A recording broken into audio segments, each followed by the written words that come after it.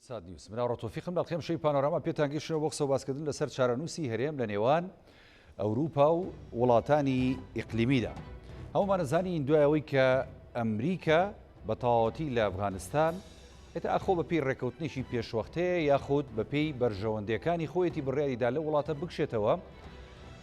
بەگشتی لە هەرێمی کوردستان و لە عێراق لە نێوان لایەنە سیاسیەکان و کەسانی سیاسی و خەڵکی ئاسایی بە تەواوەتی دەڵە ڕاوچەیەک دروست بۆ دەربارەی کشانەوەی هێزەکانی ئەمریکا لە داهاتووشدا لە عێراق. ئاخۆ چارەنووسی هەرێم و عێراقیش بە هەمان شێوەی چارەنووسی وڵاتی ئەفغانستان دەچێت یاخود نا. بڕیاریشە لە چەند ڕۆژی داهاتووداوە بە دیاریکراوی لە هەفتەی ئایندا لە ڕۆژی شەممە لووتکەیەکی هاوکاری و هەمانگی لە بەغدای پایتەخت بە بەشداری وڵاتانی هەرێمایەتی و هەروەها وڵاتانی ئەوروپی و بە دیاریکراوی لە نێویاندا بە بەشداری سەرۆکی فەڕەنسا ئیمانوێل ماکرۆن بەڕێواچێت. ئەمە تا چەند گرنگە لە ئێستادا بۆ عێراق و بۆ هەرێمی کوردستان. هەروەکو بڕیاریشی لێدراوە ماکرۆن دوایەوەی کە لە بەغدا لەو کۆنگرەیەدا بەشدار دەبێت دێتە هەرێمی کوردستان. لە ئێستادا پاڵپشتەکان بۆ هەرێمی کوردستان و عێراق لەلایەن وڵاتانی ئەوروپا و هەرێمایەتی لە چه ئاستێکدایە. هەمووان نەزانین دۆخی عێراق ناسەقامژیرە ئەوەی کە دەگوزارێت بە بەرچاوی هەمومانەوە جێگەی ئومێد نییە. بەوەشی کە لە عێراق ڕووەدا بە تەواوەتی جێگەی مەترسیە بۆ سەر هەرێمی کوردستان. هەمیشە لە دنیادا وا بووە کاتێک کە ئەمریکا بۆ ماوەیەکی زۆر لە ناوچەیەک ماوەتەوە ئەگەر بەرژەوەندیەکانی لەو ناوچەیە پارێزراو نەبوو بێ یاخود بەپێی بەرژەوەندی خۆی وڵاتان یاخود ئەو لایەنانی کە لەو وڵاتەدا ناوسوکەوتیان نەکرد بێ ئەمریکا وڵاتی بەجێشتۆ دوجار. ئەوەی کە بەسەر ئەفغانستان هات بەسەر عێراق و هەرێمی کوردستان دێت کاردانەوە هەرێمایەتیەکان و ئەوروپیەکان و نێودەوڵەتیەکان بۆ عێراق و هەرێمی کوردستان چۆن دەبێت ئەگەر ئەمریکا وڵاتەش بەجێ بێ. لە خوێندنەوەیشی گشتیەکەین لەسەر ئەم بابەتە بە میوانداری زۆر بەڕێز دکتۆر عادل باخەوان بەڕێوەبەری سەنتەری فەڕەنسی بۆ توێژینەوە دەربارەی عێراق کە بە سوپاسەوە بەڕێزیان لە ڕێگەی سکایپ لە وڵاتی فەرەنسا لەگەڵ ئێمە بن. دکتۆر ئەم کاتت باش سوپاس دەکەم کە میوانداری ئێمەت قبوڵ کرد بۆ ئەم بەرنامەیە و هەروەها چەند خولەکێک کە نزیکەی 45 بۆ 50 خولەکە بێ لەگەڵ بەڕێزتە بین. ئێمە بەلامانەوە گرنگە کە سەرنج و خوێندنەوەکانی بەڕێزت لەسەر زۆرێک لە مەسەلە گرنگەکانی جیان کە ڕووەدا بە دیاریکراوی و بە دیاریکراوی تریش لەسەر هەرێمی کوردستان ئەمانەوێت بزانین چکە بە حەقەت ئەو کەسانی کە وەکو بەڕێستان بیرمەند و هەروەها خوێندنەوەکەن بۆ ئەو ڕۆژە گەورە قورسانی کە ڕووەدا لە جیاندا زۆر جار ینی بە تەواوەتی وەکو خۆی ئامان جێپێکێت. ئەم شەو بێ سەرەتا بزانم ینی ڕای جەنابەت بە گشتی لەسەر ئەو دۆخەی کە ئێستا لە ئەفغانستان دەگوزارێت دوای کشانەوەی هێزەکانی ئەمریکا و هەروەها کاردانەوەی ئەم دۆخە بەسەر ناوچەکە و بەسەر ڕۆژهەڵاتی ناوین و بەسەر عێراق و هەرێمی کوردستانەوە. فەرموو دکتۆر گیان. سوپاس. سوپاس بۆ جەنابتان، سوپاس بۆ میواندارێکەکەتان کاک هاوڕێ. ڕاستەکەی با ئێمە لەو پرەنسیپەوە دەست پێ بکەین کە ڕۆژهەڵاتی ناوەڕاستی دوای گەڕانەوەی تالیبان بۆ کابول هەرگیزا هەرگیز ئەو ڕۆژهەڵاتی ناوەڕاستی پێش گەڕانەوەی تالیبان بۆ کابول نین. ئەو گۆڕانکاری بەسەرا دێت پارادیگمە کاڵین پارادیگم واتە هەم جیهانبینی ئەگۆڕێت هەم ستراتیژێتی کارکردن و جوڵانەوەی هێزە نێودەوڵەتەکان و هێزە هەرێمایەتەکان ئەگۆڕن و هەروەها پێگەی ئەکتەرەکانش ئەگۆڕێن. گۆڕانکاری زۆریان بەسەرا دێت. ئەوەی کە گۆڕانکاری زۆری بەسەرا دێت ئەگەر ڕێگەم بدەیت بە خێرایی فەرموو دکتۆر گیان. خۆشحاڵم. تا پێش کۆتایی 2010 لێرە لە ئەوروپا و لە ڕۆژئاوا بە شێوەیەکی گشتی هەمیشە باسی ڕۆژهەڵاتی ناوەڕاست وەکو ئیستیسنا ئەکرا. ئیستیسنا بە مانای ئەوەی کە ڕۆژهەڵاتیەکان ئەوان ڕۆژهەڵاتی ناوەڕاستەکان بەگشتی و عەرەب بە تایبەتی توانای ئەوەیان نییە بڕۆنە ناو مێژووی مۆدرنیتێ و مێژووی دیموکراسی و مێژووی مافەکانی مرۆڤ و لەبەر ئەوەی کە توانایان ئەم توانایانکە نییە لەبەر ئەوەی کە کۆمەڵێک هۆکاری کولتوری لە پشتیوەتی واتە بە تایبەتی و ڕۆژهەڵاتی ناوەڕاستی بە شێوەیەکی گشتی لە نێو کولتورێکی کۆمەڵایەتی و سیاسی و دینی وایە پەروەردە بووە کە ناتوانێت تەقبولی مۆدرنیتێ و ناتوانێت تەقبولی دیموکراسی و مافەکانی مرۆڤ بکە. بۆیە ئەبێ بەو شێوەی کە هەن مامەڵیان لەگەڵا بکرێ واتە وەکو بەشێک لە دەرەوەی مێژوو مامەڵیان لەگەڵا بکرێت. بەڵێ کاتێک هاری عەرەبی ئەگات ئەم ئایدۆلۆژیا و جیهانبینی و ئەم حکایەتە گەورە ئەوروپی و ڕۆژئاوایە لەسەر ئینسانی عەرەبی و لەسەر ئینسانی ڕۆژهەڵاتی بە شێوەیەکی گشتی کۆتایی پێدێت، گۆڕانکاری گەورەی بەسەرادێت. ئەو عەرەب و ڕۆژهەڵاتی ناوەڕاستی کە تا دوێنێ وەکو ئەکتەرێک مامەڵە ئەکرا و پێناسە ئەکرا کە ناتوانێت بڕاتە ناومێژوو لە دوای بەهاری عەرەبیەوە لە تونس بۆ مصر بۆ وڵاتانی تر ئیتر ئەبێ بە ئایدالتیب یعنی ئەبێ نمونە، ئەنی ئەبێ بە نمونەی مرۆڤی دیموکرات کە ئەبێ لە نیویۆرک و واشنگتۆن و پاریس و بەرلین و تەنانەت مەدرید و لەندەن ئەبێ وەک ئایدالێک وەربگیرێ. ئایدالیشی ئایدالی ناڕەزایی، ئایدالی کرانەوە بەسەر دیموکراسیا، ئایدالێک تەنانەت بزوتنەوە کۆمەڵایەتەکان لە ئیسپانیا، لە نیویۆرک، لە پاریسا، هێلەک زەردەکانی پاریس ئەیانویست جێپێی بزوتنەوەی ناڕەزایی و بەهاری عەرەبی هەڵبگرن. 180 لە گوتارەکە گۆڕانکاری بەسەرادێت هەتاکەی تا ساڵێک دواتر 2 ساڵ دواتر لە 2013 ماریشال سیسی کۆدێتا ئاکات لە میسرا کە ماریشال سیسی کۆدێتا ئەکا ئەم پەرادیگمە سەر لە نوێ ئەگۆڕێت. گۆڕانکارێکە چۆنە بەوەیە کە دیسانەوە ئەوروپا و ڕۆژئاوا ئەگەڕێنەوە بۆ ئەو گوتاریان گوتاری ئیستیسنای عەرەبی و ئیستیسنای ڕۆژهەڵاتی. ئەمە بگەڕێن سەرەکەی جەنابەت هەتا ئەگاتە پێش گەڕانەوەی تالیبان بۆ کابول بە ئینقلابەکەی سەرۆکۆماری تونس بەسەر حیزبی نازا لە تونسا کردی و دواتر ئەوەش کە تالیبانەکان ئەگەڕێتەوە. ئەوەی کە ئێستا لە ڕۆژهەڵاتە ڕووەدا ئەو کارەساتەی کە ئەم وڵاتە یەکگرتوەکان ویلایەتە یەکگرتوەکانی ئەمریکا لە ڕۆژهەڵات بەجێی دێڕون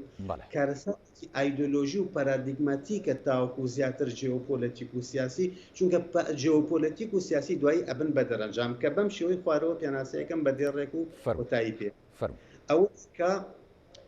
ئەو نەوە نوێیەی کە لە ڕۆژهەڵاتی ناوەڕاستدا دروست بووە لە نێوان 2000 بۆ 2021 کە پێی وابوو لە ڕێگای دیموکراسیەوە ئەتوانێت بگاتە دەسەڵات، کە پێی وابوو لە ڕێگای هەڵبژاردنەوە ئەتوانێت بگات بە دەسەڵات و پێویست ناکە ڕێگای زەبروزەنگی ڕادیکاڵ بگرێتە بەر بۆی بگاتە دەسەڵات، بە خێرایی تێگەشت لە ڕێگای ئەزمموی میسر و ئەزمموی تونسەوە کە نەخێر ڕۆژئاوا وڵاتانی ئەوروپا وڵاتانی ڕۆژئاوا بە شێوەیەکی گشتی پشتیوانی لە دیموکراسی ناکەن لە واقعی و لە کۆنکرێتیە لە حدۆخی کۆنکرێتە، بەڵکو پشتیوانی تەنها و تەنها لە بەرژەوەندەکانی خۆیان ناکەن، پشتیوانی و دیفاع و بەرگری لە ئەمنی قەومی خۆیانەکەن، لە عەقڵی دەوڵەتی خۆیانەکەن. و ئەمنەوەی هەمان کاتە ئەمە ئەبینێ لە میسر و لە تونسا ئەبینێ بزوتنەوەی تالیبان کە بە مسقالێک ئیمانی بە دیموکراسی نیە، نەک هەر ئیمانی پێینێ بەڵکو بە هیچ شێوەیەک پراکتیکی نەکردو و نە لە ڕابردووە کردوێتی نە ئێستا ئەیکا نە لە داهاتووشە ئەیکا و بزوتنەوەی تالیبان کە ڕێگای زەبروزەنگی ڕادیکاڵی هەڵبژات ئەمریکیەکان لە کۆتاییە دوای 20 ساڵ لە ململانێ قبوڵی ئەکەن کە تالیبان بگەڕێتەوە بۆ کابول و دەست بەسەر کابول و دەست بەسەر ئەفغانستانە بگرێ، بەڵام لە هەمان کاتا قبوڵی ناکەن نەهەزە لە تونس و برایانی مسلمان لە مصر کە لە ڕێگای هەڵبژاردنەوە گەشتنە دەسەڵات واتە لە ڕێگای دیموکراسیەوە گەشتنە دەسەڵات لە دەسەڵاتە بمێنەوە بە پێچەوانەوە ئێستا فەڕەنسا و ئەمریکا و وڵاتانی ئەوروپا هەمویان پشتگیری سەرۆک کۆماری تونسەکەن و هەروها پشتگیری ماریشال سیسی ئەکەن و زۆر بەدەگمەند دوو کەلیمان هەیە لەسەر دیموکراسی و مافی مرۆڤ، بەڵام لە هەمان کاتە ئەبینین ئەمریکا تالیبان قبوڵەکە بۆ ئەو کە ڕەزەبروزەنگی ڕادیکاڵی بەکارێنەوە بگەڕێتەوە بە دەسەڵات. دەرەنجامەکە بریتێ لەشی ئەوەی کە من زۆر لێ ئەترسم ئەوەیە کە ئەمنەوەی نوێیەی کە لە ڕۆژهەڵاتی ناوەڕاستدا دروست بووە بە گۆشت و ئێسقانەوە لە ڕێگای ئەم هەڵە استراتیژی و لە ڕێگای ئەم هەڵە لە جیهانبینی ئەمریکی و ڕۆژئاواییەوە فڕێیان بدەینە بەردەم یەک ئۆپشن یەک بژاردە، ئەوش ئەوەیە کە ئەمنەوەیە جگەل لە بژاردەی زەبروزەنگی ڕادیکاڵ بۆ ئەوەی ئیعتراف بەدەست بێنێ، بۆ ئەوەی دەستی لە دەسەڵات گیر ببێ، بۆ ئەوەی بوونێکی هەبێ لە ناو مێژووە جگەل لەم بژاردەی زەبروزەنگی ڕادیکاڵە هیچ بژاردەیەکی تر نەبینێ. ئەمە دەرەنجامی کۆمەڵایەتی و سیاسی و کولتوری و تەنانەت تەفسیری ئاینی زۆر کارەساتاوی بەجێ هێڵێ بەسەر ڕۆژهەڵاتی ناوەڕاستەوە. زۆر باشە دەست خۆش دکتۆر ینی شیکردنەوەیکی زۆر ورد و زۆر منطقی و زۆر زانستیانت کرد بۆ بابەتەکە منەمەوە بزانم ینی جەنابەت بۆ نمونە ئاماژەت بە شۆڕشی بەهاری عەرەبی کرد کە ئەزانین کە ئەفغانستان زۆر لە پێش ئەم شۆڕشەشەوە ینی ئەمریکا هاتوو ئەو وڵاتی لە چنگی تالیبان دەرکرد و بە حساباتی خۆی کە هاتە بۆ ئەفغانستان شۆڕشێکی دیموکراسی و هەروەها ئازادی و هەروەها مافی مرۆڤ کە لەوێ پێشتر لە سەردەمی تالیباندا نەبوو ئەم بەرجەستەی بکە. بەڵام قسەکە ئەوەیە دوای کشانەوەی ئەمریکا و ئەوەی جەنابیش داماژەت پێدا قۆناغی تالیبان کە ئێستا هاتۆتەوە پێشێ بە تەواوەتی هاوکێشەکەی پێچەوانە کردەوە. ئەتوانین بڵین ئەو قۆناغی کە لە دوای تالیبان 20 ساڵ دەگەڕێتەوە بۆ دەسەڵات چیمان پێ دەڵێت ئەوەی کە لە ئەفغانستان گوزەرا و ئێستا بەردەوام دەگوزارێت بۆ وڵاتانی دیکەی ناوچەکەەوە بە دیاریکراوی بۆ عێراق و هەرێمی کوردستانیش هەمان هاوکێشا بێت یاخود نەخێر ئێمە لە ڕووی جیۆپۆلیتیک لە ڕووی کۆمەڵێک لایەنی دیکەوە زۆر جیاوازین لەوەی کە ڕوویداوە لە ئەفغانستان. خاڵی هاوبەش و خاڵی جیاواز لە نێوان ئەزمموی ئەفغانستان و ئەزمموی عێراقا هەن. خاڵە هاوبەشەکان بریتین لە چی بریتێ لەوەی ئێمە دوو وڵاتمان هەیە کە هەردوو وڵاتەکان بەپێی قانونی دەولی لەلایەن ویلایەتە یەکگرتوەکانی ئەمریکاوە داگیر کراون. ڕاستە کۆمەڵێک ئەکتەری عراقی و کۆمەڵێک ئەکتەری ئەفغانی باس لە ئازادی ئەەکەن، بەڵام ئەمریکا خۆی بەپێی خۆی ڕۆشتۆ بۆ نەتەوە یەکگرتوەکان بۆ ئەوەی داوا لە ئەنجومەنی ئاسایش و نەتەوە یەکگرتوەکان بکات کە دان بەوا بنێن کە ئەمریکا ئەفغانستانی داگیر کردووە و عێراقی داگیر کردووە و ئەم بڕیارەی بەدەستێناوە. ئەمە خاڵی هاوێوان وڵاتە کە دوو وڵاتی داگیرکراون لە 2001 و لە 2023ەوە لەلایەن وڵاتە یەکگرتوەکانی ئەمریکا. خاڵێکی تری هاوبەش کە ئەمە زۆر زۆر گرت کە قسەی لەسەر بکری وەکو پێویست قسەی لەسەر نەکراوە کە خاڵی هاوبەشە لە نێوان ئەفغانستان و عێراق بریتێ لە سیستمی سیاسی. ئەمریکا کاتێک عێراق و ئەفغانستان و عێراق داگیرەکان نیظامێک سیستمێکی سیاسی بیناەکە لەم دوو وڵاتە کە لەسەر دوو بنەما ڕاوەستاون دروست بڵێ. یەکەمیان ئەوەی کە من بە زمانی فەڕەنسی لە کتێبە تازەکەما کە دەرچووە ڕۆژی دووشەمەی ڕابردوو ینی دوو ڕۆژ سێ ڕۆژ لەمەوە پێش بڵاوکرایەوە بە زمانی فەڕەنسی بە ناوی عێراق سەدەیەک لە ئیفلاس. ئەم دوو بنەمایان بەم شێوە پێناسە کردو. یەکەمیان بریتێ لە سیستێماتیزاسیۆن دو لا کۆڕپسیۆنیاتە واتە تەرجەمەکردن و تەحەولکردنی گەندەڵی بۆ سیستەم هەردوو وڵاتەکە. ینی گەندەڵی لە ئەفغانستان و لە عێراقا ئیشی تاکێک نییە، ئیشی گروپێک نییە، ئیشی دەستگایەک نییە. تۆ بەوە نابێت کە وەزیرێک لابەریت لەبەر گەندەڵی ئیتر ئیسلاحت کردووەکو ئەوەی کە بەڕێز مستەفا کازمی ئەوێت بڵێت یا سەرۆکی ئەفغانستان ئەویست یاخود دەستگایەک دا بخەیت ئیتر بڵێ ئەوە من گەشتومەتە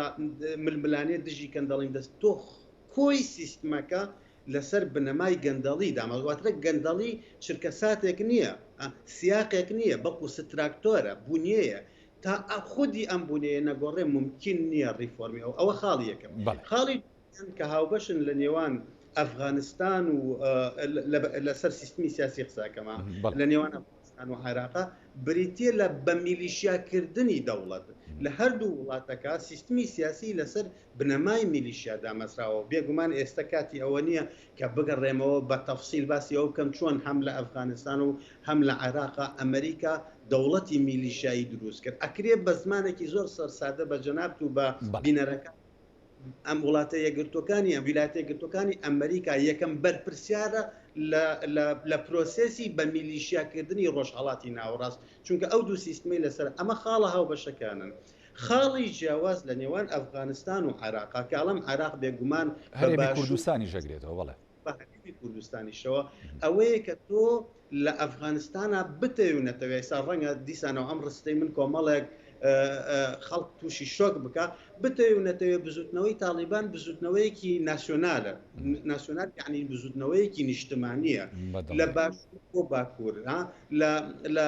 لە ڕۆژئاوا بۆ ڕۆژهەڵاتی ئەفغانستان ئەم بزوتنەوە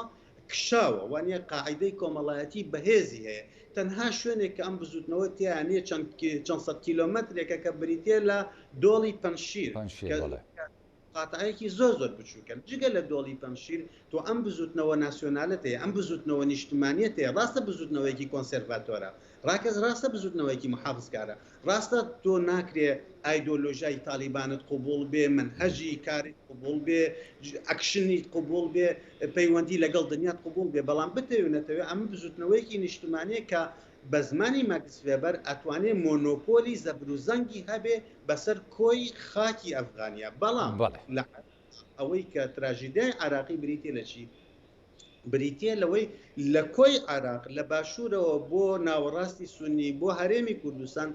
یەک حیزبت نییە یەک هێزی سیاسیت نییە کە وەکو هێزی نیشتمانی وەکو هێزی ناسیۆنال لەسەر ئاستی عراق بتوانێت پێناسەی بکەیت هێزە کوردەکان لە هەرێمی کوردستانە هەن بە هەمویانەوە ناتوانن یەک کورسی لە بەسرا بەدەستبێنن هێزە شیعەکان بە هەر هەمویان کۆبکەرەوە ناتوانن لە هەولێر یا لە سلێمانیا یەک کورسی تەنانەت ناتوان لە ئەنبار و مووسڵیشا یەک کورسی بەدەستبێنن و ئەوە بۆ سونەکانیش ڕاستە بە زمانێکی تر عراق دڕاوە عراق وەکو جوگرافیا دڕاوە وەکو ئیدارە دڕاوە وەکو کولتور دڕاوە عێراق وەکو جیۆپۆلیتیک دڕاوە عراق وەکو سیاسەت دڕاوە عراق وەکو کۆمەڵایەتی دڕاوە عراق وەکو پەروەردە دڕاوە یعنی ئەوەی کە ئێستا عراقی وەکو دەوڵەت هێشتوتەوە تەنها ئیرادەی وڵاتانی سیستمی ئەنتەرناسیۆنالن کە نایەنەوێت سنوورەکانی عراق بە شێوەیەکی فەرمی هەڵبۆشێتەوە ئەو چ کەساتەی تۆ ئەم ئیرادەیە لەم کۆشکە دەربێنیت ڕێک کۆشکەکە وەکو کۆشکی کارتە وەکو کۆشکی کارتۆن هەر هەمووی لەسەر لەبەر یەک هەڵەوەشێتەوە دکتۆر یەک خاڵیکە کە ئەوەی جەناب دامەژی پێدی بۆ نمونە ئەوەی کە بزوتنەوەی تالیبان ینی هێزێکە تا ڕادەیەک قوبول کراوە لە ئەفغانستان بۆ نمونە هەر لە ڕۆژهەڵات تاوەکو ڕۆژاوە هەر لە باشوور تا باکووری بەڵام من بیرمان نەچێت ینی ڕاستە لە عێراق ئەو هێزە نیشتیمانیە یاخود ئەو هێزە قوبول کراوە کە لەلایەن سەرجەم پێکاتە و مەسە بوونەتەوە جیاوازەکان قوبول کراوە بێ هەبێت بوونی نییە بەڵام ینی لە هەموو چرکە ساتەکانە کە عێراق دۆخەکەی بەدڵی ئەمریکا یاخود هەندێک لە وڵاتانی دیکە کە دەستێوەردانیان کردووە لە عێراقدا دۆخەکە بەدڵی ئەوان نەبوو بێ هەمیشە هێزێکیان دروست کردووە کە بەگشت ئەم کۆمەڵە گەندەڵی و فەساد و ئەوەی کەیتر هەر جۆرێکی ناو ئەنیت بچێتەوە لە هەر سات و وەختێکە لە عێراق ئەگەر بەم شێوازەی ئێستا عێراق بەڕێوە ببرێت لەلایەن سیاسیەکان لەلایەن سەرکردەکان لەلایەن لایەنە سیاسیەکان بە هەرێمی کوردستانیشەوە پێدوانیە لە داهاتوویشی نزیکدا هێزێکی تونندڕەوی هاوشێوەی ئەوەی کە داعش دروست بوو بەگشت زۆربەی ناوچەکانی عێراقدا چۆ و خەلافەتێکی گەورەی دروست کرد بە هەمان شێوە ئەو سیناریۆ دووبارە بێتەوە لە عێراق نەخێر پێم وانێ لەبەر ئەو کارێک زۆر سادە کە ئاکرێت زمانێکی سادە باسی بکەین بەبێ ئەوەی بڕۆینە ناو تەفاسیلەکانیەوە باش ئێمە بە بۆچوونی من هەڵەیەکی بابەتی ئەەکەین ئەگەر پێمان وابێ تالیبان دروستکراوی دەستی ئەمریکایە یاخود تالیبان بزوتنەوەیەکی دروستکراوی پاکستانە مخابەراتی پاکستانی یا مخابەراتی سعودی ئەم تەفسیرە بۆ دنیا تەفسیری بیناکراو لەسەر نەزەری موامەرە من ناتوانم قوبوڵی کەم ڕەنگە هەندێک کەسی تر بتوانم قوبوڵی کەم بۆ ناتوانم قوبوڵی بکەم چونکە لەگەڵ واقعی کۆمەڵایەتی و سیاسی و کولتوری و مێژووی نە ئەفغانستانە ئەخوات نە عێراق بزوتنەوەی تالیبان کاک هاوڕێ بەقا ململانێ لەگەڵ ویلایەتە یەکگرتووەکانی ئەمریکا و حکوومەتەکەی کە لە ئەفغانستانە بزوتنەوەی تالیبان قاعیدەیەکی کۆمەڵایەتی بەرفراوانی هەیە بزوتنەوەی تالیبان گزارشتێکی ڕاستەوخۆی گرنگی کۆنکرێتیە لەو واقعە کولتوری و کۆمەڵایەتی و سیاسی و ئاینی و مێژوێی کە ئەفغانستانی تایە ڕاستە لە ئەفغانستانە تۆ کۆمەڵێک ئەکتەرت هەیە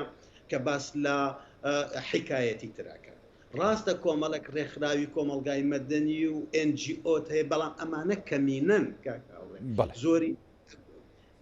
بزوتنەوەی تالیبان گزارشتێکی ڕاستە و خۆی لە ویژدان و وشاری زۆرینەی زۆری ئەفغانیەکان و مەقبولیشە مجتەمەعیەن تۆ هەڵا ئەەکەین ئەگەر پێمان وابێ وڵاتانی سیستمی ئەنتەرناسیۆنال ئەمریکا لە پێشانەوە بزوتنەوەی تالیبانیان دروست کرد بەڵام دکتۆر ئەبێ ببوورە تۆقسەکانیش پێڕابێ وەشمان بیر نەچێ هەتاوەکو گڵۆپی سەوزی ئەمریکای بۆ دانەگرسا تالیبان نەیتوانی بگەڕێتەوە بۆ سەر دەسەڵات و سیستم هەموو ئەفغانستان بگرێتەوە بێگومان ئەگەر گڵۆپی سەوزی ئەمریکی نەبووایە هەرگیز تالیبان بەم شێوەیە ناگەشتەوە کابول بەڵام پرسیارەکەی جەنابەت کە حەقە بیکەیت ئەوەیە چیوە ئەکات لەوەی کە ویلایەتە یەکگرتوەکانی ئەمریکا یەکەم هێزی سەربازی دنیا گڵۆپی سەوز بۆ تالیبان هەڵکات. ئایا لەبەر ئەوەیە کە بزوتنەوەی تالیبانی خۆشەوێ؟ ئایا لەبەر ئەوەیە کە بزوتنەوەی تالیبان لە ئایدیالتیپی دیموکراسی ئەمریکیەوە نزیکە؟ ئایا لەبەر ئەوەیە کە بزوتنەوەی تالیبان بەرژەوەندێ باڵاکانی ئەمریکا پار بێگومان نا ئەمریکا عقلی دەوڵەتی هەیە، ستراتیژەتی دەوڵەتی هەیە، بیر ئەکاتەوە لە دنیا تێگا تێگەیشتووە لەوەی کە ئەم وڵاتی ئەفغانستان ئەم جۆ بایدن خۆی ئەڵێ هەر ڕۆژێک مانەوەمان لە ئەفغانستان لە نێوان 150 بۆ 300 ملیۆن دلار لەسەر ئێمە ئەکەوێت. کەواتە ئەمریکا پراگماتیانە سیاسەتەکان لە دنیادا دکتۆر؟ پراگماتیکانە سیاسەتەکە ئەزانێت کە تالیبان هێزێکی کۆمەڵایەتی سیاسی ڕەگ و ڕیشە داکوتراوە لە ناو کۆمەڵگەی ئەفغانیا. منی ئەمریکی دێم لەگەڵ واقع وەک ئەوەی کە هەیە مامەڵە ئەەکەم نەک واقع وەک ئەوەی کە من ئەمەوێ لە 2001 مامەڵەمان کرد لەگەڵ واقع وەک ئەوەی کە ویستمان دەرەنجامەکەی ئەو شکستە گەورە بوو کە لە ئەفغانستانە دروستمان کرد. ئەوە خاڵی یەکەم. خاڵی من هاوڕێم لەگەڵ تا کە چەندین هێزی ئەقلیمی عەرەبی سعودێ مامۆستا عەرەبی لە 2003 تا 2021 بە ملیار دۆلاری سەرف کردووە لە عێراقا بۆ ئەوەی بزوتنەوەیەک دروست بکە لە وێنەی بزوتنەوەی تالیبان کە دەست بەسەر عێراقا بگرێت. سەر نەکەوت بۆ چونکە زەمینەی کۆنکرێتی زەمینەی واقعی کۆمەڵایەتی و کولتوری و مێژووی و ئاینی و تایفی و ئیتنیکی لە عێراقا ڕێگا نادا بزوتنەوەیەکی تالیبانی سەرانسەری ناسیۆنالی نیشتمانی لە عێراقا دروست ببێ با بە هزار ملیۆنیشی تیا سەرف بکرێ و ئەمریکا چی سەرف نەکرد بۆ ئەوەی بزوتنەوەیەک دروست بکە لە بەرامبەر حەشتی شعبیان ناکرێت. ئەمریکا چی بۆ کورد ناکە بە ملیۆن دلار لە هێزی پێشمەرگا سەرفەکە ئەمریکا. بەڵام ئایا تەسەور ئەەکەی ڕۆژێ لە ڕۆژان هێزی پێشمەرگەی کوردستان وەکو تالیبان دەست بگرێ بەسەر هەموو عێراقا؟ ئایا تەسەوری ئەوەکەی کە حەشتی شعبی بتوانێت وەکو بزوتنەوەی تالیبان ڕۆژێک لە ڕۆژان دەست بگرێ بەسەر هەموو عێراقا؟ کاک هاوڕێ بەڵێ دکتۆر بخانەکانی عێراق ئەوەندە زۆرن ئەوەندە گەورن نەخۆشیەکانی عێراق ئەوەندە کوشندن ئەگەر بێت و ئیرادەیەکی دەولیش هەبێت کە بزوتنەوەیەکی نیشتمانی لە عێراق هیچ هێزێک هیچ زلهێزێکی کەون ناتوانێت لە عێراقا بزوتنەوەیەکی نیشتمانی دروست بکە لە تایپی تالیبان بۆ ئەوەی دەست بەسەر عێراقا بگرێت. بەڵام دوجار دکتۆر ینی بیرمان نەچێەوەی کە جەناب داماژەی پێدی بۆ نمونە ئێستا ئەوەی کە لە ئەفغانستان ئەمریکا 20 ساڵ ویستی بیکە و زۆر هاوکاری مادی و سەربازی ئەو لایەنانەی کرد کە لەوێ دەسەڵاتیان گرتبووە دەست ئەو تا ئەمریکا لە ڕاستە لە وتوێژێکی درێژخایەن لەگەڵ تالیبان توانی پاشەکشە بکا لەوێ بەڵام لە شەو ڕۆژەکە هێزەکانی کشانەوە. ئەمە بۆ عێراق و بۆ هەرێمی کوردستان کە ئێستا بۆ نمونە ئەمریکا و هاوپەیمانەکانی لەسەر خەتن بۆ نمونە ئەگەر هەرێمی کوردستان وەربگرین ئەوە تا هاوکاری هێزی پێشمەرگەی کوردستانەکە یەک بگرێتەوە هاوکاری دام و دەستگا ئیدارەکانی حکوومەتەکە کە گەندەڵی و ڕۆتین کەم بکەنەوە هاوکاری لایەنە سیاسیەکانەکە کە یەکگرتوو بن یەکانگیر بن لە ناو هەرێمەکەدا. ئەگەر بۆ نمونە ئەمانە بەخواست و دڵ و بەرژەوەندی ئەمریکانە بێت پێ دوایە ئەمریکا هێندە نەفەس درێژە بێت لەگەڵ کورد و لەگەڵ عێراقیەکان کە بەجێمان نەهێڵێت. ئەمە قسەکەیە دکتۆر خۆی ڕاستەکەی ئەزانی چۆن ئەمریکا کە ئێستا ئەیەوێ هێزی پێشمەرگە یەک بگرێتەوە ئەمریکا کە ئێستا لە عێراقا ماوەتەوە و ئەیەوێ بمێنێتەوە و بە پێی زانیاری من ئەوەندەی من ئاگام لێبێت تا سەعاتێکیش لەمەوە پێش بە پێی ئەو زانیاریانەی کە دێن ئەوەیە کە کۆدەنگیەک هەیە لە واشنگتن کە لە نێوان تەنانەت دیموکراتیەکان و جمهوریەکانیشان نەک بەتەنهایەکان کۆدەنگیەک هەیە کە بە هیچ شێوەیەک ئەمریکا لە عێراق نەکشێتەوە لەبەر خاتری ئەوە نییە کە ئەمریکیەکان پیان وایە هێزی پێشمەرگە هێزێکی نمونەیە کورد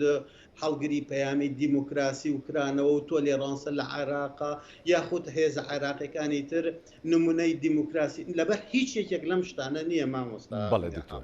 لەبەر ئەوەیە کە عێراق پێگەیەکی جیۆپۆلەتیک و جیۆستراتیژی زۆر گرنگی هەیە بۆ ئەمریکا و بەرژەوەندیە باڵاکانی ئەمریکا ڕێگای پێ نادەن بە هیچ شێوەیەک لە عێراق بە شێوەیەکی بەلای کەمەوە لە مەودای لە مامناوەندیە لە عێراق بکشێتەوە. ئەوە خاڵی یەکەم زۆر گرنگ. خاڵی دووەم کە ئێمە ئەبێ و بەوردی لێی تێ بگەین ئەوەیە لە 2010ەوە هەتاوەکو ئەم چرکە ساتەی من و تۆ قسە ئەەکەین یەک بازی ئەمریکی یەک سەربازی ئەمریکی بەشداری جەنگی نەکردووە لە عێراقا.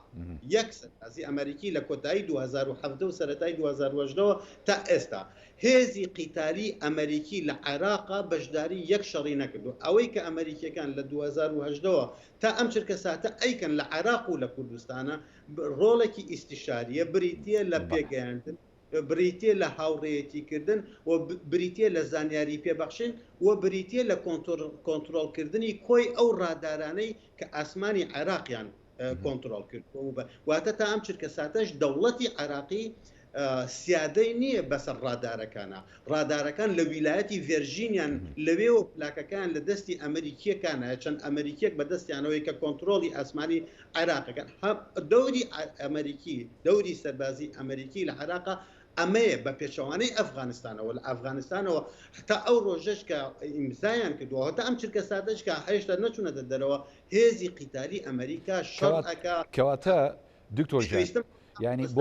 بۆ نمونە و زانیاری کە جەنابەت ئاماژەت پێدا ئەوەی کە ئەمریکا دەیەوێت بۆ نمونە لە عێراق جارێ نەکشێتەوە بە دیموکرات و کۆماریەکان، ڕاستە ئەبێتە مای خۆشحاڵی بۆ بەشێکی زۆر لە عێراقیەکان و خەڵکی هەرێمی کوردستانیش. بەڵام ئەم خۆشحاڵیە ڕاستە بۆ عێراقیەکانە، بەڵام ئەمریکا تا چەند پێ دوایە ینی چکە ئەوەی کە نەخشەی عێراقی یاخود شوێن و جوگرافیای عێراقە لە ڕۆژهەڵاتی ناوەڕاست کە دراوسەیەشی فراوان و سنوورێکی فراوانی لەگەڵ ئێران هەیە و ناوچەیەشی استراتیژیە بۆ پارێزگاریکردن لە ئیسرائیلی دۆستی ئەمریکیەکان کە هەمیشە ئەوان بەرژەوەندەکانی خۆیان لەگەڵ ئیسرائیل دەپارێزن لەم ناوچانە. کەواتە ئەتوانین بڵین پێگەی عێراق پێگەکەیەتی و جوگرافیەکەیەتی وای لێ کردو کە ئەمریکا بەم شێوازەی ئێستا بایەخی پێبدا نەگوەک وەکو ئەفغانستان چاوی لێ بکە سەیری بکە. لە بیرمان کۆمەڵێک کۆکار هۆکاری یەکەم لە بیرمان نەچێ عێراق وڵاتی دووهەمە لەسەر ئاستی جیهان کە خاوەنی پترۆڵە وانێ خاوەنی خانی عراقی ئیژەرخانی عراقی پترۆڵی دووهەم وڵاتە دوای عەرەبی سعودیە. ئەوە دۆنک هۆکارێکی ئابووری هەیە کە ئەمریکا ناتوانێت دەست لە وڵای دکتۆر تخوا ببوورە کە قسەشە پێ بڕم. هۆکاریکەی ئابووریش هەبوو لە ئەفغانستانە، چکە ئەفغانستان بەڕاستی ژێرزەوەکەی پڕ لە سەرەواتی ینی معدەنی کە ئەتوانرا ئەمریکا سوودی لێ بینێ، بەڵام خۆ لەوە شاوەتا ئەفغانستانی بەجێهێشت. آخر ئەزانیشوان ئەگەر تەنها شتەکان لەم هۆکارە کەم کورت بکەینەوە جەنابەت ڕاستە فەرمی، بەڵام ئایا تەنها هۆکارە ئابوووریەکەیە کە دەستنیشانی بڕیاری ئەمریکایەکە زۆر هۆکارەکانیکە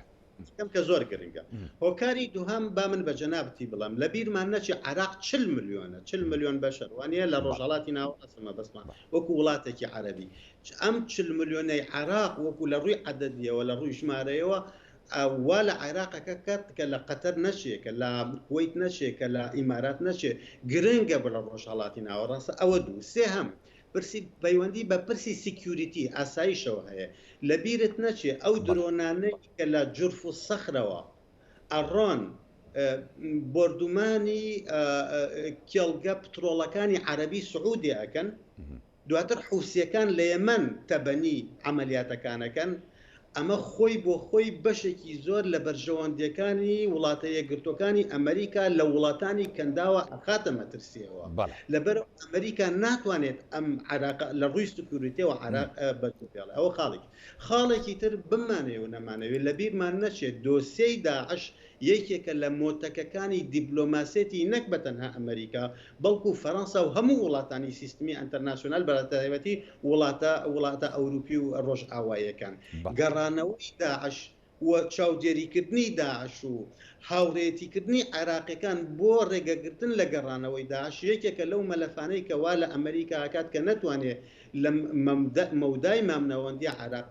بەجێبێڵە. خاڵێکی تریش کە زۆر گرنگە بۆ ئەمریکا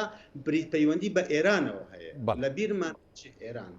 لە 2003ەوە تاوەکو 2019 کە عێراق توانیوێتی وەکو دەوڵەت بمێنێتەوە لەبەرەوەی ئیدارەیەکی هاوبەشی ئەمریکی ئێرانی هەبووە بۆ ئیدارەکردنی عێراق بۆ عێراق ومانەوەی عێراق وەکو دەوڵەت ئەوەی عێراقی ئەم ئومێد دەکەم ئەم ڕستەیەم خەڵکێک تووشی شۆک نەکە ئەوەی عێراقی بەردووە بە فعلی لە 2003 تا 2019 قاسم سولەیمانی ژەنەڕاڵ قاسم سولەیمانی و سەفیرە یەک لە دوای یەکەکانی ئەمریکا بوون لە بەغا ئەم دوانە بەیەکەوە سەرۆک کۆمار و سەرۆکی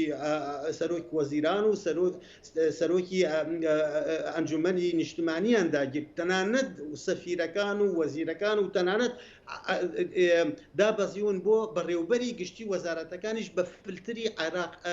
ببوورە ئەمریکی ئێرانیات ئەنجا ئەمەوێ بڵێم ئەم ویلایەتە یەکگرتووەکانی ئەمریکا ئەگەر هەر شرکە ساتێک گەشتە ڕێکەوتنێکی ئەتۆمی لەگەڵ جمهوریەتی ئیسلامی ئێرانیا خۆی بۆ خۆی ئەمەش ئەبێ یەکێکە لەو مەلەفانەی کە کارایی ڕاستەوخۆ بەسەر هەلومەرجی ئاسایش و هەلومەرجی سەقامگیری و هەلومەرجی گەشەی ئابووری عێراقەوەدا ئاداهێن چەند ئەمریکا لە عێراقا بێ ئەوەنە پەیوەندی ڕاستەوخۆی سنووری لەگەڵ کۆماری ئیسلامی ئێرانە بێ بۆیە مانەوەیان لەوێش گرنگە خاڵێکی تریش کە زۆر گرنگە مەسەلەی لە بیرمان نەچێت کە مەسەلەی کورد ڕەنگە پرسیارەکانی داهاتوت لەسەر ئەمە وڵای ویستم بێمە سەرەوە خاڵانە بەڵام فەرموو ئەتوانی ئاماژی پێبێ دکتۆرجان هەرێمی کوردستان یەکێکن لە مەسەلە جیۆستراتیژی و جیۆپۆلیتیکە گرنگەکان نەک بەتەنها بۆ ئەمریکا بەڵکو بۆ وڵاتانی یەکێتی ئەوروپاش کاتکرێ بە درێژی باسی پێ زۆر باشە دکتۆر ئەمە بێمە ئێستا بە دیاریکراوی سەر جوڵەی عێراق و لە نێویشیاندا هەرێمی کوردستان لە دوای ڕووداوەکانی ئەفغانستانەوە ئێستا بینین لە هەفتەی داهاتووەکو لە پێشەشی بەرنامەکە ژاماژەم پێدا و جەنابی شەداگەداری ئەنی کۆنگرێکی لووتکە بۆ هاوکاری و هەمانگی لە عێراق بەڕێوە چێ زۆربەی سەرکردە و بەرپرسانی وڵاتانی هەرێمایەتی و لە نێویشیاندا وڵاتانی ئەوروپی بەشدارە من تێدا کە لە نێویاندا سەرۆکی فەڕەنسا ئیمانوئێل ماکرۆن دێتە ئێرە لە ئێستادا پشتیوانی ئەوروپیەکان تا چەندە بۆ عێراق گرنگە و لە نێویشیاندا بۆ هەرێمی کوردستان چونکە بیرمان نەچێ هەمیشە پێگەی هەرێمی کوردستان بە تایبەتی بەلای دەوڵەتی فەڕەنسا و بەلای سەرکردە فەڕەنسیەکانەوە زۆر گرنگ بووە و بایەخیان پێداوە کە ئێستا ماکرۆن دێتە عێراق بڕیاریشە بێتە هەرێمی کوردستان خوێندنەوەت بۆ ئەمەیان چۆنە ئەم لووتکەی کە بەڕێوە چێت لە بەغدا و لە عێراق تا چەندە گرنگە بۆ ئێستای عێراق و هەرێمی کوردستان و هاتنی ماکرۆنیش تا چەندە گرنگە بۆ عێراق و لێشەوە بۆ هەرێمی کوردستان بمانەوێ و نەمانەوێ ئەم کۆنفرانسەی کە لە بەغا ئەکرێت سەرکەوتنێکی دیپلۆماسی گەورە و بەهێز و ڕەمزیە بۆ کازمی بۆ بەڕێز سەرۆکوەزیرانی عێراق بەس وڵەتی عێراق ناکەم چونکە پێم وان نییە ئەوەی ئەو کۆنفرانسەی کە سازە درێ دەرەنجامی بڕیارێکی استراتیژی دەوڵەتی عێراقی بێت چون کاتی تۆ باسی دەوڵەتەکەی ئەبێ باس لە خۆی ئەو ئەکتەرانە بکەی کە سیستمی سیاسی ئیدارە ئەکەن و دەوڵەت عێراقی بەڕێوە ئەبن ئەم بڕیارە زیاتر بڕیارێکی موستەفا کازمیە بەداخەوە کەش ئەڵێن بەداخەوە موستەفا کازمی و حکوومەتەکەی بەشێک لە حکوومەتەکەی ئەو مبادرەی کە جمهوریەتی فەڕەنسی لە مانگی چوارەوە سەرقاڵی ئامادەکردنێتی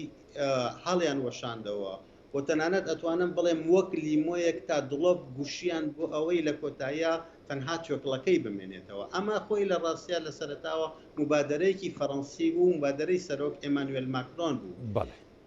فەڕەنسا کاک هاوڕێ وڵاتی فەڕەنسا گەشتۆتە لە قوڵایی خۆیە سەرکردەکانی فەڕەنسا و بە تایبەتی سەرۆک ماکرۆن گەشتۆتە ئەو قەناعەتەی کە ئەم فۆرمە کە ئێستا لە 2023 هەتاوەکو 2021 عێراقی لەسەر بیناکراوە فۆرمێکە لە کۆڵانێکی داخراوە باشە فۆرمێکی مستەحیلە بۆ ئیدارەکردنی دەوڵەت ئەم فۆرمە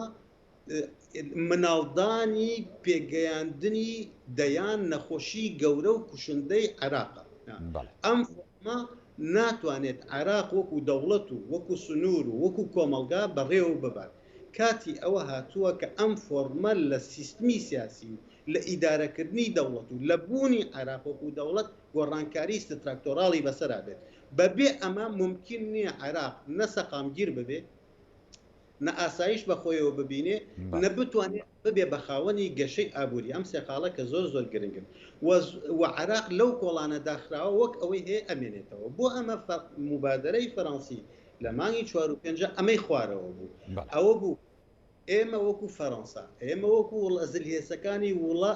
سیستمی ئەنتەرناسیۆنال مافی ئەوەمان نییە بین بە عێراقیەکان بڵێن کە لەسەر چ فۆرمێک ڕێبکەون و فۆرمێک فەرزکەین بەسەریان و ئەگەر بێت و فەرزیشیکەین بەسەریا چۆن لە ئەفغانستان فەرزمان کرد چۆن لە عێراقی دوای 2023 فەرزمان کرد لە کۆتاییە هەر شکست ئەهێنێ و چۆن پێرسێکۆکس لە 1920 فەرزی کرد بەسەر عێراقیەکانە پێرسێکۆکسی بەریتانی شکست ئەمەی ئێمە شکستێنێ چارەسەر بریتێ لە چی مبادرەی فەڕەنسی ئەمە بوو چارەسەرەکە بریتێ لەوەی کە فەڕەنسا و ئەمریکا و یەکێتی ئەوروپا هەوڵ بدەن لە کۆنفرانسێکی جیهانیە ئەکتەرە پلەیەک و باڵاکانی ئەکتەرە سیاسی پلەیەک و باڵاکانی عێراقی کۆ بکەنەوە بە شیعە و سونە و کورد و تورکمان و مەسیحی و هەر هەمووی کۆ بکەنەوە بۆ ئەوەی لەو مؤتەمەرە ڕێب بکەون لەسەر دروستکردنی فۆرمێکی تر لە بۆ ئیدارەکردنی دەوڵەتی عێراقی ئیتر ئەو فۆرما کۆنفیدرالیسمە ئەو فۆرما دێسەنترالیزاسیۆنە ئەو فۆرمە هەرچی بێ ئەبێ عێراقەکان خۆیان لەسەر عقدێکی کۆمەڵایەتی نوێ ڕێ بکەون بەبێ ئەم گرێبەستە کۆمەڵایەتی نوێ ممکن نییە عێراق ئیدارە بکات. دکتۆر ئەتوانین ئەوە ناو بنین دامەزراندنەوەی عێراقی نوێ یاخود دروستکردنەوەی نەخشەی نوێی عێراق؟ ویستم بڵێم ئەم پێشنیارە ئەگەر ڕێگەم بدەیت لەگەڵ شیعە سونە باس کرا لەگەڵ کورد باس کرا هەمویان لە حاڵەتی یەکەما قبوڵیان بوو بەس ئەو چرکە ساتەی کە گەڕانەوە بۆ بەغا لەبەر بەرژەوەندەکانی پەیوەندی هێز لەبەر پێگەی هەژمون لە ناو کێڵگەی سیاسی عێراقیە و لەبەر حساباتە سیاسیەکانی پاش هەڵبژاردن دیسانەوە ئەم مبادرە فەڕەنسیەشان تێکدا و وایان لێ کرد کە بن ئێستا ئەم کۆنفرانسە بکەن کە 180 لە جیاوازە لەوەی کە فەڕەنسا خەونی پێوە ئەبینی کە عێراقیەکان قسە لەگەڵ یەکتری بکەن لەبری ئەوەی کە عێراقیەکان لەگەڵ یەک قسە بکەن عێراقێکی هەڵوەشاوی کۆمەڵایەتی هەڵوەشاوی سیاسی هەڵوەشاوی جیۆپۆلیتیک هەڵوەشاوی کولتوری هەڵوەشاوی ئیداری دێت ئەوێت ئەنتاگۆنیست و حەریف و ڕکابەرەکانی هەرێمایەتی و تەنانەت جیهانیش لە عێراقا کۆ بکاتەوە وەک ئەوەی کە عێراق لە هەلومەرجی ئەوا بێت کە عەرەبی سعودێ و ئێران پێک بێنێ قەتەر و ئیماراتی عەرەبی پێک بێنێ فەڕەنسا و تورکیا هەموو ئەمانە حەریفی یەکترین وانە ڕکابەری یەکترین لە ململانەی سند قوڵان لەگەڵ یەکتریا ئەمە عێراق تەرجەمە بکە بە خاکی بە یەکگەیشتنی ئەو چارەسەرکردنی ئەم هەموو ناکۆکیانە لە کاتێکە عێراق خۆی بە چەندین نەخۆشی زۆر گەورەوە ئەناڵێنێ بۆیە ئەگەر ڕێگەم بدەی بە قسەکەم بەم وەڵامەم ئەێنم پێم وایە ئەم کۆنفرانسەی کە لە بەغا ئەکرێ لەسەر ئاستی دیپلۆماسی سەرکەوتنێکی گەورەیە بۆ مستەفا کازمی وێنەی زۆر جوانی تیا ئەگیرێ وتاری زۆر جوانی تیا ئەدرێ بەڵام لە ڕۆژی داهاتووە بۆ عێراق و عێراقیەکان هەڵومەرجەکە یەک بست گۆڕانکاری بەسەرا نایێت. کەواتە دکتۆر ئەمەی کە جەنابەت پێدەی ئاماژەی پێدەی پێچێت ینی هەم لەلایەن ئەوروپیەکان لە نێویشیاندا فەڕەنسا کە هەمیشە دۆستێکی نزیشی عێراق و کوردەکانە و هەم لەلایەن ئەمریکیەکان و هەم لەلایەن دۆستە ئیقلیمیەکانیشەوە ئەمە چانسی ئەخیر بێ بدرێ بە عێراق ئەگەر چانسی ئەخیر بێ و عێراق نەتوانێت سوودی لێ بینێت توانین بڵێن چارەنووسی عێراق بە چیەکە دکتۆر؟ پێم وایە ئەمە ئەگەر ڕێگەم بدەی ئەمە شانسێک نییە بە عێراق ئەدرێ پێم وایە هەموو ئەو ئەکتەرانەی کە ناوت بردن هەم ئەکتەرە ئەوروپیەکان هەم ئەکتەرە هەرێمایەتەکان هەر لە عەرەبی سعودیەوە تا ئەگاتە تورکیا ئەیانەوێ هەر هەمویان بەیەکەوە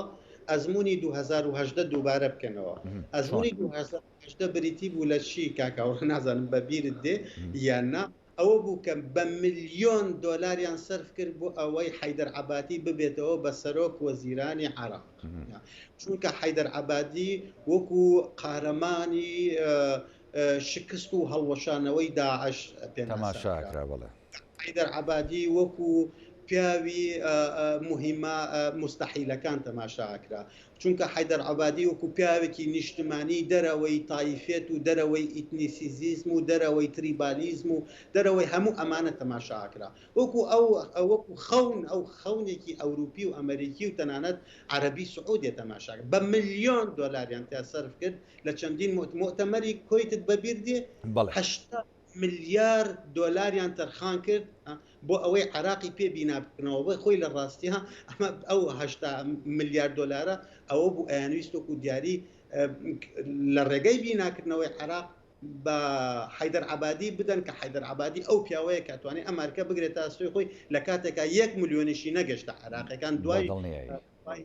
دوای ئەوەی کە عەبادی شکستی هێنا ئەمەوێ بڵێم ئەم هەڵە دووبارە ئەکەنەوە تورکیا عەربی سعودیە قەتەر ئیمارات